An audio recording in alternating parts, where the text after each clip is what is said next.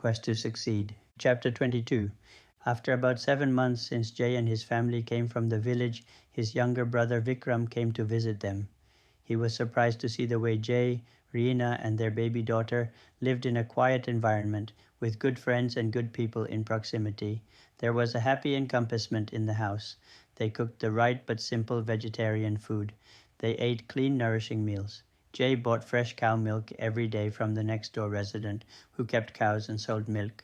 Vikram expressed the view that he had visited other brothers, and he himself lived with parents in the village. He has not witnessed such a satisfaction as at Jay's place. He, Jay, has earned respect at the school because of his hard work and social attainment. His colleagues and students admired him for his contribution to school life and the school community. During his stay with Jay, his younger brother Vikram stated that Nakul's friend Naresh had been granted a work visa by the British government. He was planning to go to the United Kingdom. In April of that year, Jay was not acquainted with Naresh. He had heard that he, Naresh, was not a clever man. He was a cunning person who smiled from outside.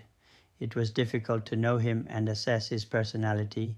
The standpoint Jay had heard about him was not particularly impressive. He had a job with Jay's brother at an office in New Delhi, but he also worked in other places during duty hours. He used to ask people for money, even though he would have some in his own pocket. He would offer it to other people, even when they did not ask for it. He would ask his colleagues to lend him money. Sometimes he put his hand in their pocket and took money out and lent it to his other friends or colleagues.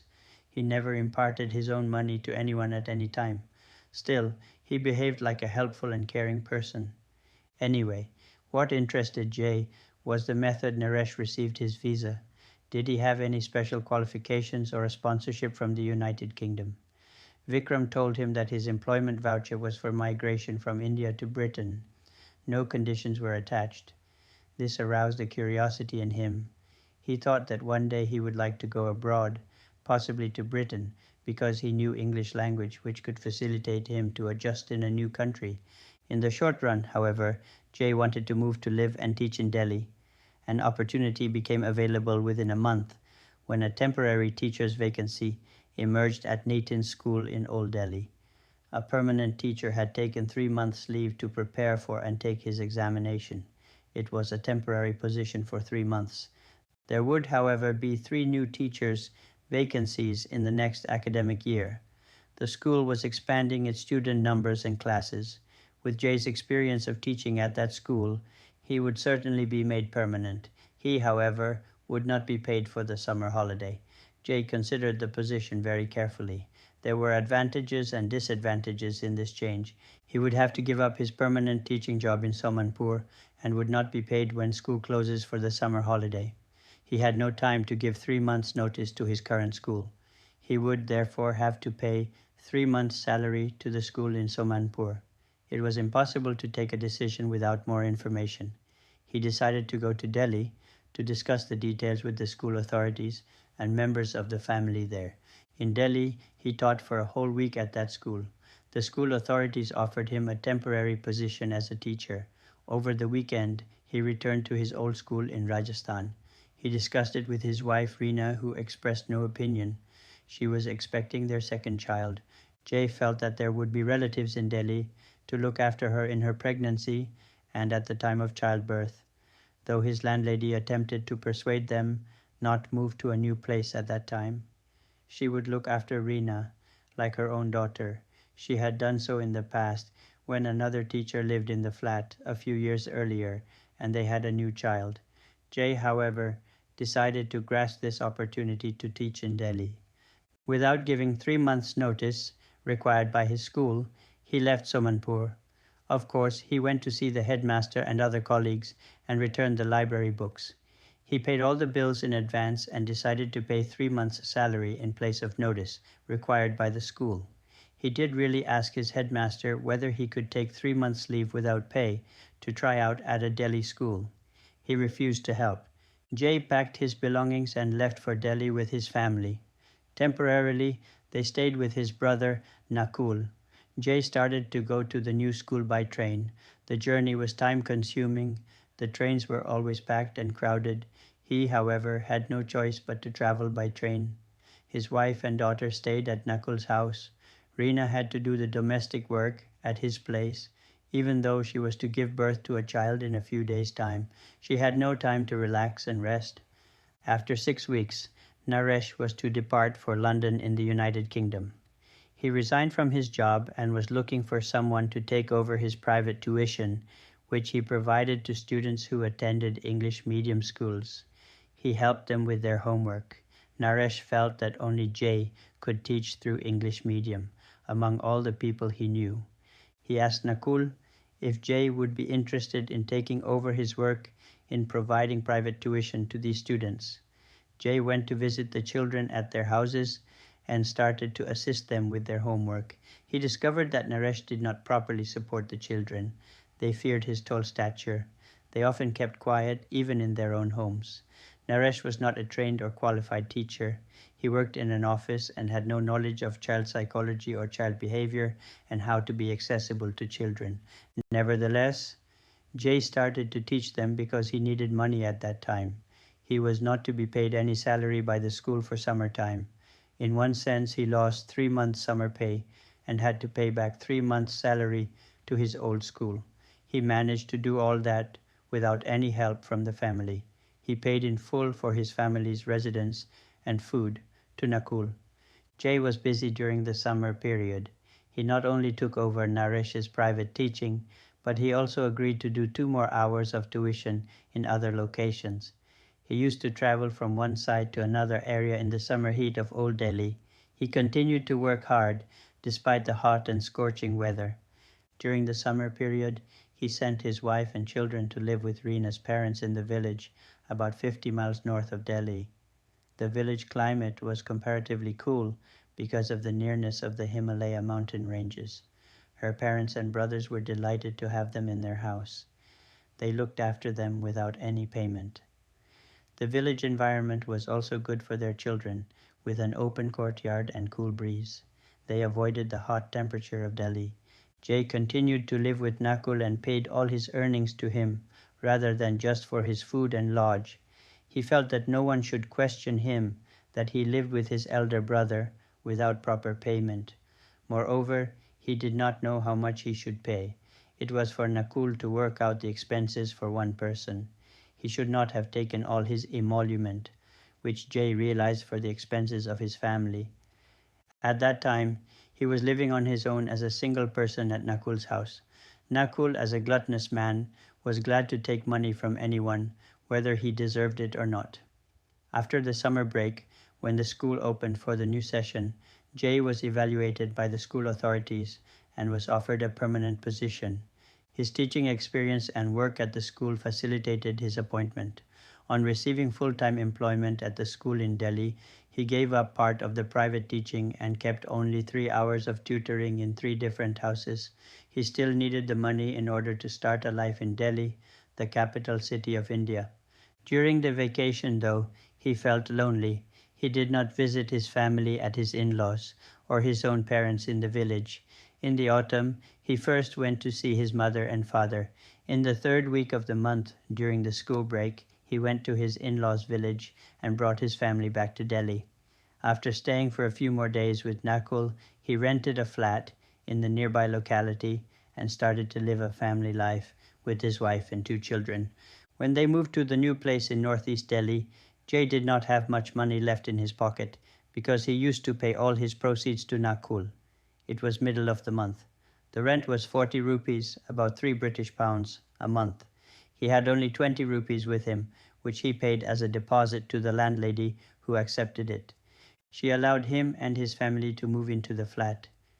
Reena gave him money, with which he bought basic food supplies for a few days. Jay did not have a bed or any other furniture.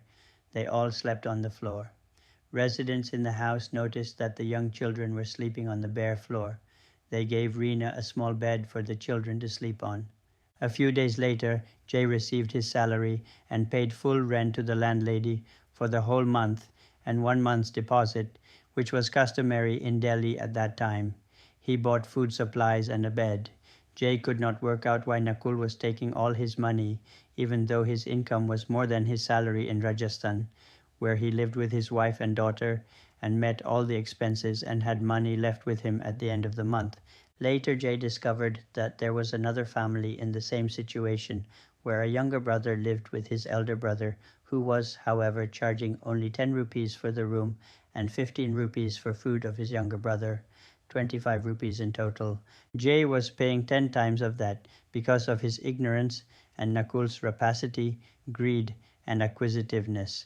Still, Nakul told a neighbor that Jay was very stubborn, who took his own decisions without consulting him. He wanted Jay to continue to provide his earnings to him and did not realize that Jay had his family's expenses to meet. In the summer period when Jay's family was at Reena's parental house, he was receiving all his money. Indeed, when Jay rented his own flat, Nakul sent a relative to borrow money of Jay's. This relative returned the money to Nakul, who did not pay back to Jay. Such a greedy and money-minded person could not be found everywhere. Jay noticed that Nakul had some criminal elements in his character. He bullied him when he was only a 9-year-old child and took his snack money of him. He behaved like an extortionist. He took all his earnings and did not leave any rupees for clothes or shoes or to meet an urgent demand. And finally he attempted to grab Jay's house when they both were grown up and had become granddads. He remained fabulist and prevaricator to the end. He fabricated stories about attempted burglary and breaking in at Jay's house, often argued that he had achieved a great deal. He does not deserve it or need the materialistic possessions even when these were necessaries and essentials for daily consumption. Naresh migrated to the United Kingdom in the spring. After a few months, he wrote to his friend Nakul that he liked the new country where he slept on money. Even though he was working as an unskilled labourer and earned only about £10 a week in London, he adhered to showing off and exaggeration. His expenses were meagre. His family was still living in India with his wife's brother. He attempted to encourage Nakul to migrate to England. Nakul was not interested in leaving India or his family, even for a short period. Moreover, immigrants had to face all kinds of problems. He was not a person who could face conundrums and work hard. He had sustained a comfortable living even when he had to lie to parents or cheat his siblings. A few months later, but before the end of his first year in England, Naresh wrote to Nakul that he should ask Jay whether he would like to move to live in Britain, because there was a demand for teachers in London and other parts of the country. He argued that Jay would get a visa, because at that time the United Kingdom government was issuing visas to graduate professionals. Nakul spoke about Naresh's letter to Jay, who did not pay any attention to this proposition. He was trying to settle down in his new teaching job in Delhi. When the persuasion came repeatedly, he felt that there was no harm in making an application for a visa to the British High Commission in New Delhi. There was no fee for the visa application. The education certificates and teaching experience certificates were to be put forward with the immigration form. Jay had a letter from his old school that he had more than 3 years teaching experience. He, therefore, put forward his migration application forms personally at the British High Commission in New Delhi. Of course, Nakul went with him to ensure that he did not back down or throw away the forms. Jay did not hope that he would get a visa. Secondly, he could decide later whether he should go to England. He would have a choice to live in Delhi or move to live in the United Kingdom. Within 6 weeks, however, Jay received a letter from the British High Commission that his visa application had been successful. The letter stated that the work visa for which you applied has been acquired at the Commission. Please bring your passport to collect it. For many days, Jay did not tell anyone that he had received a letter regarding a visa to go abroad. The only people who saw the letter were his wife and his brother Nakul, who used to come to his house to eat food because his family had gone out of Delhi to stay with his wife's relatives during the summer holiday. Nakul did not pay a penny for the food he received 3 times a day for 21 days. Jay always paid for his food whenever he stayed with him. Nevertheless, Jay had to tell his relatives in Delhi and the village and colleagues at the school that he had received a visa to migrate to Britain, but no decision had yet been concluded. His mother was not happy with this news. On hearing that Jay was planning to leave the country, she came to Delhi from the village and angrily told Jay that he should make proper arrangements for his wife and children. He should not leave them as burden on her and the family. Jay never wanted to put strain on anybody or make his wife and young children financial or social responsibility for others. Only a few months earlier, someone had rightly said that Jay was the most misunderstood person around. He had paid back all the money to his parents that they spent on his education, including expenses on his teacher's training. He was not going to make his young family any trouble for them. He had really expected such a reaction from his family, especially his mother. He had made enough savings for his family for the next 3 months to live in Delhi, and then he would send money from London. If he did not like the new place, he would return to Delhi and look after them in India. After careful consideration, he decided to relocate to Britain in order to obtain some experience of a European country and the society. He knew a few people who had gone to live in England. Jay asked a relative to help him in obtaining a passport because in the 1960s, the Indian government did not issue passport easily. Several guarantees were required, and someone with an asset of 10,000 rupees should stand as security. None of Jay's relatives were rich enough to stand a guarantor for 10,000 rupees. Jay asked a distant relative to inquire if his employer would stand a paper surety. No money was to be deposited at a bank. Jay's relative introduced him to his rich boss, who agreed to help him. Jay's sojourn then started. He used to visit this rich man every day during the summer months. When Jay visited him at his house, he suggested that he would go to the land registry one day.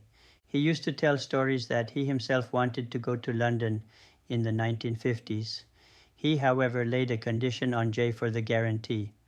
On reaching London, he, Jay, would send him a new Ford car. Finally, the day arrived when they were ready and willing to proceed to the land registry, where they acquired an ownership certificate. He, the relative's employer, was nonetheless furious to see the document. The ownership certificate showed that he was insolvent for up to 10,000 rupees only. This was the only condition for a warrantor. He was a very rich man and owned many properties in northeast Delhi and thought that his abundance and affluence would be reflected in the certificate. On receiving his signature as an underwriter and a copy of the ownership certificate from the registry, Jay submitted his passport application form to the Indian authorities. He received his passport by post within a fortnight. Jay's relatives were still not keen with his decision to go abroad. They continued to ask him questions. How would you pay for your flight? Who would look after your little family in your absence? Jay and his family were living in a small flat which they rented a year earlier when he was employed as a full-time permanent teacher in Delhi. He was not obliged to answer any of these questions. He made his own arrangement for the family. In the autumn, he decided to fly to a country distant across the seas, of which he knew little except the language. He could not visualize at that time what was in store in England for him, because he did not have a relative or friend there. It was a leap in the dark, also a quest to succeed. It was a repetition of the same circumstances when he left his village school as a child, or when he resigned from his school in Rajasthan without considering the repercussions of his decision and without proper planning. He had taken many chances without forbearing the ramification of his actions. He had, however, discussed with his father-in-law, who offered to look after Reena and the children for 3 months. There was a marriage in his family, as his youngest daughter was getting married soon. This had been a useful and helpful arrangement for Jay's young family.